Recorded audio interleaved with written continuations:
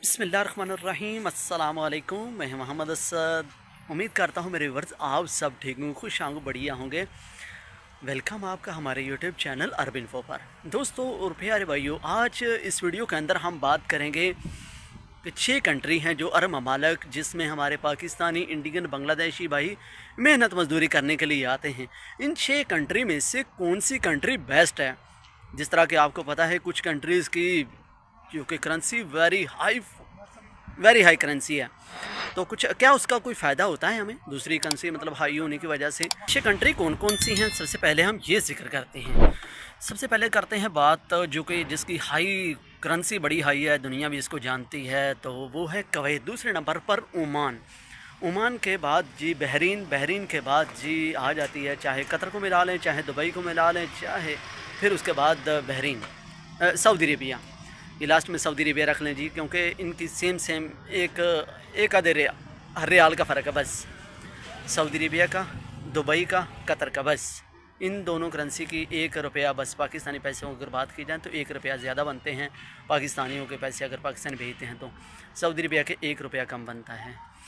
तो दोस्तों और प्यारे भाइयों, इन 6 कंट्री में से कौन सी कंट्री बेस्ट है? तो मैं इस वक्त मौजूद हूँ सऊदी अरेबिया का। मैंने ये सऊदी अरेबिया की कंट्री का इंतखाब किया था आज से कुछ साल पहले, लेकिन काफ़ी फ़ायदेमंद रहा।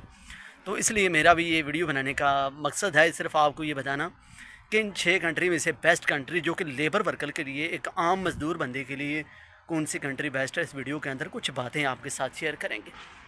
मैं कोई ठेकेदार की बात नहीं करने वाला कि कुछ कंट्री के अंदर ठेकेदार काफ़ी फ़ायदेमंद रहते हैं। कौन सी कंट्री होती हैं वो पता है आपको कौन सी हैं? कि जिस कंट्री में के अंदर लेबर की योमिया सस्ती होगी, पर डे वो सस्ते पैसे लेंगे, थोड़े पैसे बनते होंगे, लेबर के पैसे कम बनते होंगे, उस कंट्री के अंदर ठेकेदार को बहुत ज़्यादा फ़ायदा होता है, क्योंकि ठेकेदार ने कॉन्ट्रैक्ट पकड़ना होता है। लेबर सस्ती मिल जाए तो फिर तो वारे नहीं आ रहे। तो जिस कंट्री के अंदर लेबर महंगी होगी, लेबर की डिमांड ज़्यादा होगी, वहाँ पर ठेकेदार को पैसे कम बचेंगे।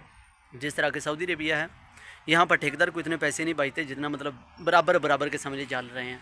ठेकेदार हो चाहे कोई लेबर हो, एक बराबर चल रहे हैं, क्योंकि यहाँ पर जहाँ तक मैं जानता हूँ, हाँ कभी किसी ठेकेदार का इक्का दुक्का लग जाता है, कोई मतलब अच्छे खासे पैसे कमा लेता है अगर कोई रेट ज़्यादा हो।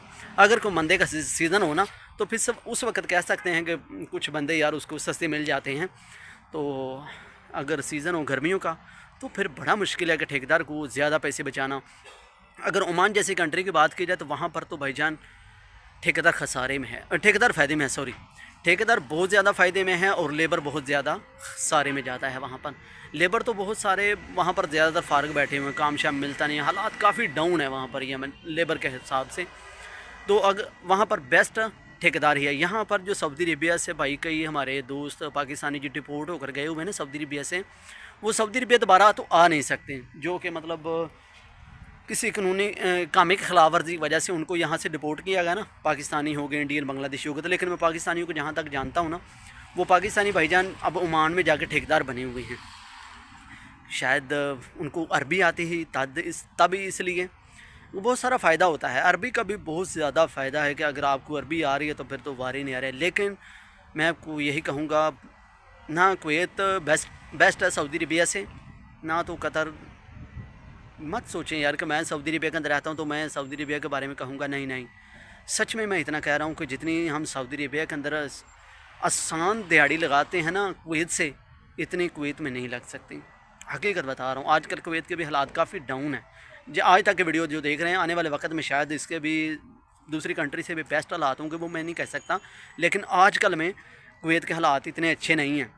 लेकिन सऊदी अरबिया फिर भी अल्हम्दुलिल्लाह आदमी ढूंढ डांड के किसी न किसी दूसरे शहर में काम मिल जाता है बंदे को।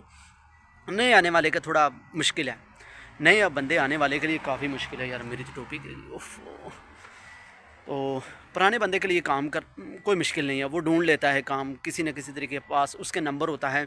क्योंकि यहाँ पर अरब ममालिक में जहाँ भी आप रहते हो, आपके लिए नंबर बहुत ज़रूरी होता है। अगर आपके पास नंबर है तो आप किसी न किसी तरीके से रब्ता कर लेते हैं किसी ठेकेदार के साथ। अगर लेबर हैं तो फिर आप ढूंढ लेते हैं ठेकेदारों के साथ कॉल करके।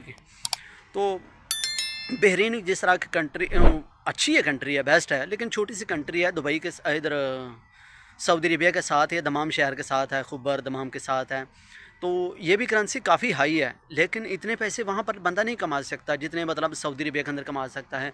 ज़्यादा से ज़्यादा सऊदी अरबिया का और बहरीन का कितना फ़र्क है, 15 से 20 मिनट का तकरीबन फ़र्क है कि 15 से 20 मिनट के अंदर आप बहरीन और सऊदी अरबिया में दाखिल हो सकते हैं खुबर शहर में। तो वहाँ पर योमिया बहुत कम है, इतनी योमिया नहीं है जितनी मतलब यहाँ पर हम सऊदी अरबिया के अंदर लोग कमाते हैं ना। तो दुबई में भी वैसे हालात नहीं है जिस तरह के सऊदी अरबिया। तो मैं अक्सर औक़ात वीडियो में शायद नहीं, मैं दोस्तों को यही कहता हूँ कि हमारे लिए एक सऊदी अरबिया यूरोप से कम नहीं है, हमारे लिए यूरोप से भी अच्छा है सऊदी अरबिया। क्योंकि अल्हम्दुलिल्लाह भाई यहाँ पर हमने बहुत कुछ पाया, खोया कुछ नहीं है हमने यहाँ पर, हमने पाया ही पाया है, बेहतर अपने आप को पाया है यहाँ पर रहकर सऊदी अरबिया जैसी कंट्री को। तो मैं तो आई लव कहता हूँ Saudi Arabia, I love Saudi Arabia, I am happy in Saudi Arabia. उसके बाद कतर की बात की जाए तो कतर भी अब ज़ीरो हो चुके हैं, बंदे जलील हो रहे हैं सच में यार। मैं एक लेबर हूँ ना, एक वर्कर हूँ, आम मजदूरी करने वाला शख्स, तो मुझे इसलिए पता है दूसरी कंट्री के अंदर कैसे हालात हैं। जिस तरीके दुबई की बात की जाए तो दुबई भी अब यार ज़ीरो लेबर जा रहे हैं, जलील हो रहे हैं सच में। ये तो शुक्र करें कि पाकिस्तान के अभी वीज़े बंद हैं, उन लोगों के लग रहे हैं जो मतलब पाकिस्तान के अंदर से एम्बेसी जो मौजूद नहीं है। लोग कुछ वीज़ा लगवाना चाहते हैं तो उन्होंने इंटरव्यू देने होते हैं दूसरी कंट्री के लिए जाने के लिए, तो जो एम्बेसी है पाकिस्तान के अंदर नहीं है ना, सफारत खाने पाकिस्तान में नहीं है, वो दुबई में मौजूद हैं। तो वहाँ सब पर वो इंटरव्यू देने के लिए जाते हैं, तो इसलिए उनको वीज़े मिलते हैं पाकिस्तानियों को। उसके साथ साथ अगर विज़िट वीज़े दिए जा रहे हैं पाकिस्तानियों को तो भाईजान आने जाने का टिकट कन्फर्म होता है। पहले तो लोग वेबसाइट से डाउनलोड कर लेते थे, हाल इसके फ़िलहाल तो पहले ऐसे होता था, चलता था निज़ाम, लेकिन अब नहीं है। अब ये सब कन्फर्म करना पड़ेगा। अगर होटल बुकिंग करनी है तो वो भी भाईजान कन्फर्म करनी है। तो एयरपोर्ट के ऊपर दुबई के ऊपर सबसे पहले जो पूछते ये हैं कि आपने जाना कब वापस है, वापसी का पहले पूछते हैं। अभी आप एयरपोर्ट पे उतरे ही हैं दुबई के, तो वापसी का आपको पूछा जा रहा है कि आप वापस कब जाएंगे, ये आपसे कन्फर्म किया जाता है। ये बहुत ज़रूरी हो रहा है, बहुत मुश्किल है पाकिस्तानियों के लिए। ये पाकिस्तानियों के लिए सिर्फ नहीं है, ये इंडियन के लिए भी वही रूल चल रहे हैं और बांग्लादेशियों के लिए भी, एशिया के लोगों के लिए काफ़ी टाइट रूल हो चुके हैं। ये बस सब हम अपने लोगों की खुद की गलतियाँ हैं, हम ऐसा करते हैं तो कुछ हमारे सामने हमारे हिस्से ले आते हैं। जिस तरह के सऊदी अरबिया के अंदर जो अब पाकिस्तानी के साथ हो रहा है, जो मतलब भीख मांगने वाले हैं पकड़े जाते हैं और वापस फेंक दिए जाते हैं उनको, वापस चलो जी। अभी बहुत सारे ऐसे ममालिक हैं जो पाकिस्तानियों को डिपोर्ट कर रहे हैं, स्वीडन से भी वापसी डिपोर्ट हुए हैं, और कुछ अमेरिका से भी डिपोर्ट हुए हैं पाकिस्तानी, और कुछ ऑफलोड किए जा रहे हैं पाकिस्तान से दूसरी कंट्री जाने के लिए। कुछ यूरोप के चक्कर में पड़े हुए हैं, विज़िट वीज़ा लगवाते हैं दूसरी कंट्री के, तो इसलिए भी वो जो इमिग्रेशन ऑफिसर है उसको मुतमिन नहीं कर सकते, इसलिए उनको ऑफलोड कर दिया जाता है। तो कुछ ऐसे लोग हैं जो सऊदी अरबिया आना चाहते हैं, ख़वातीन हों चाहे मर्द हों, तो उनको भी ऑफलोड कर दिया जाता है। वो ऑफिसर को मुतमिन नहीं कर सकते इमिग्रेशन वाले को, तो इसलिए उनको भी डिपोर्ट किया जाता है कि आप शायद भीख मांगने जा रहे हैं।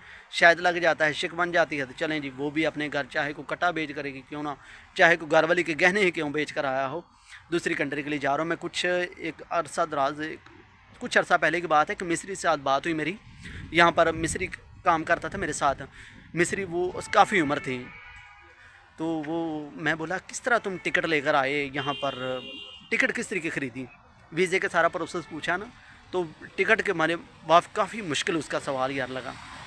उसने जवाब दिया कि मैं अपनी बीवी के जो कंगन है ना, कंगन जो हाथ के कंगन होते हैं ना अपनी बीवी के, वो मिस्री बोला मैं बेच कर आया हूँ यहाँ पर, मेरे पास टिकट के पैसे नहीं थे, आप अंदाज़ा कर लीजिए। हम मज़दूरी करने वाले ममालिक जो हैं, लेबर हैं, ये किस तरीके अपने पैसे इकट्ठे करते हैं, ये एक आम बंदे को नहीं पता।